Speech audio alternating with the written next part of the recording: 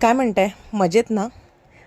पाहून म्हणाला असाल ही काय आज आम्हाला बटाट्याची भाजी दाखवते की काय, पण नाही, ही बटाट्याची भाजी नसून ही आहे रताळ्याची भाजी.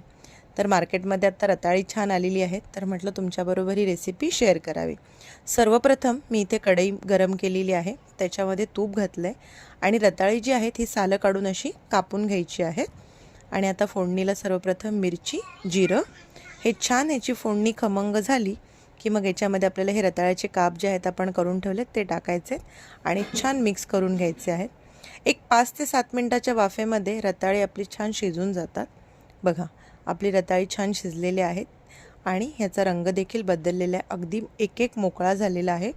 चेक करून बघूया आपण हे रताळं शिजलं आहे की नाही. तर हे रताळाचं छान शिजलेलं आहे. आता चवीप्रमाणे मीठ, थोडीशी साखर आणि दाण्याचं कूट. दाण्याच्या कुट्याने एक छान क्रंचीनेस येतो, खायला पण बरी वाटते. तर असा हा एक वेगळा पदार्थ आहे, तुम्ही पण करा, मला सांगा कसा झाला तो. हा तुम्ही दह्याबरोबर खाऊ शकता किंवा सकाळी नाश्त्याला चहाबरोबर वगैरे खूप छान लागतो. ट्राय करा आणि मला सांगा. थँक्यू.